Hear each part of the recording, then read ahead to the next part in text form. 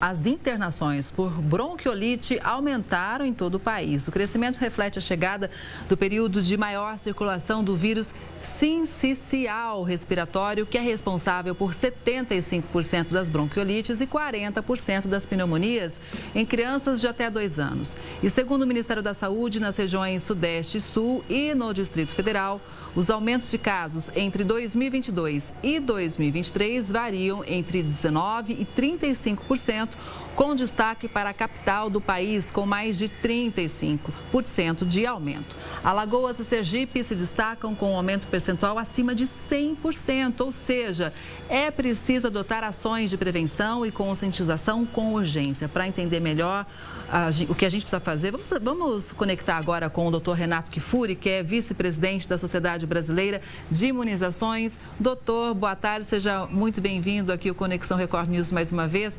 Quais cuidados a gente deve adotar com relação a esse vírus?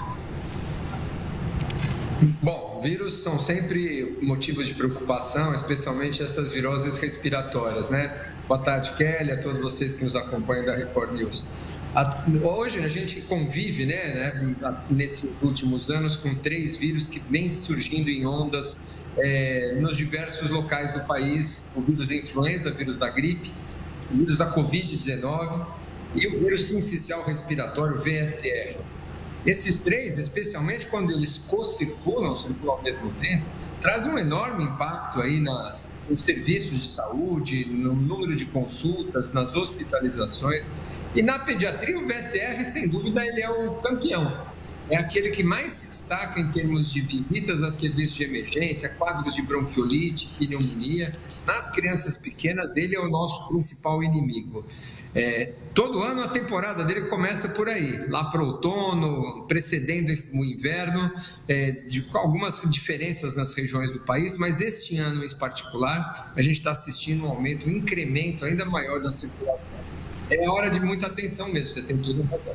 Pois é, o que a gente pode fazer em casa, reforçar, lavar as mãos, quais são os cuidados? Olha, como todo vírus de transmissão respiratória, é o contato que aumenta o risco de transmissão. O problema é que esses vírus hoje, eles são tão frequentes, o VSR em especial, que as crianças se expõem na creche, no berçário, no irmão mais velho que frequenta a escola, ele traz para casa esses vírus. Nem sempre é muito fácil, com essas medidas de máscara, lavagem de mãos, conter essa disseminação. Não é à toa que essas epidemias anuais ocorrem independente desses cuidados. Claro, nós vamos insistir sempre na lavagem de mãos, na evitar, quando você está doente, usar máscara para evitar disseminar essas doenças por aí. Mas boa parte dessas infecções, Kelly, tem vacina, tem imunização. Para o VSR tem para aqueles bebês prematuros de maior risco. Para a gripe, começamos já a campanha contra a gripe. Covid, continuamos vacinando nossas crianças, os idosos, os grupos de risco. Ou seja, aqueles que têm fatores de risco, as crianças, os idosos, aqueles que têm algum problema de imunidade, precisam estar em dia com a vacinação. A maneira mais eficaz da gente prevenir doença nas crianças e toda a população é as vacinas, ou são as vacinas. Então é importante que a gente tenha o calendário de vacinação atualizado. E se o bebê ainda tem um fator de risco, ele é prematuro, tem uma doença no coração, no pulmão, mais atenção ainda. Imunizar essas crianças e aqueles que convivem com esses bebês para protegê-los da transmissão é fundamental. Pois é, e a vacina está de graça ali pelo SUS. Vamos falar de uma outra vacina que é a contra a dengue. Ela vai chegar a mais 154 municípios, doutor, e o anúncio foi feito pelo Ministério da Saúde. O público-alvo continua mesmo sendo as crianças e adolescentes de 10 a 14 anos. Mais 930 mil doses vão ser distribuídas e além dos 521 municípios inicialmente selecionados, então, outras 154 cidades dos estados de Minas Gerais, Espírito Santo, Paraná, Santa Catarina, São Paulo e Pernambuco devem receber as doses. 2 capitais foram contempladas, São Paulo e Recife.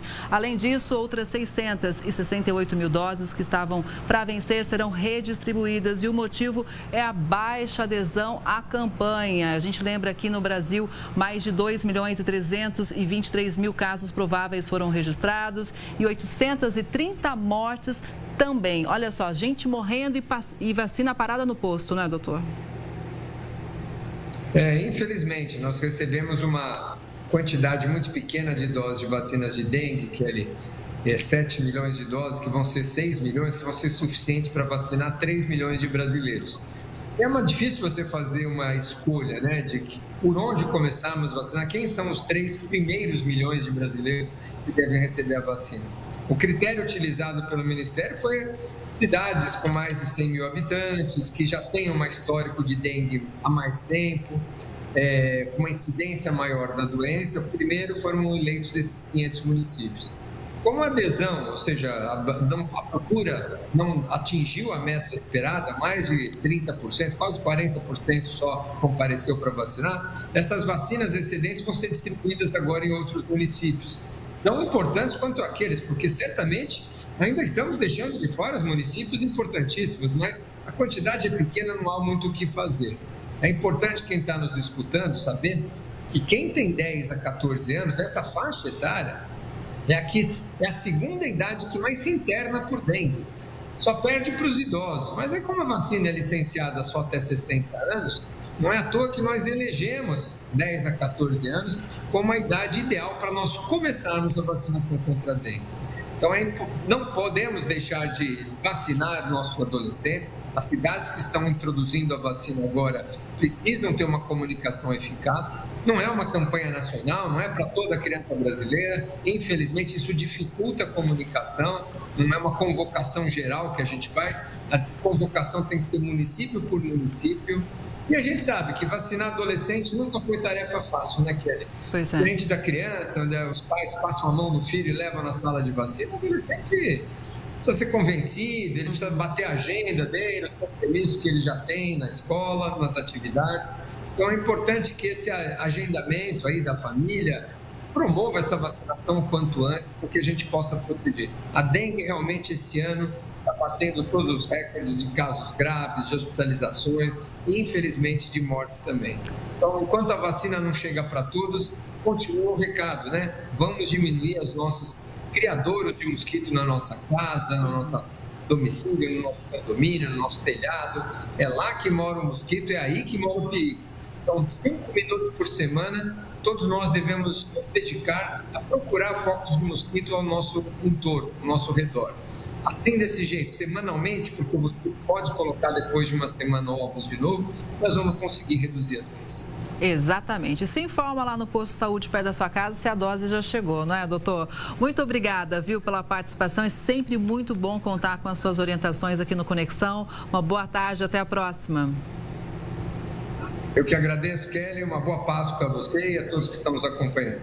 A você também, doutor.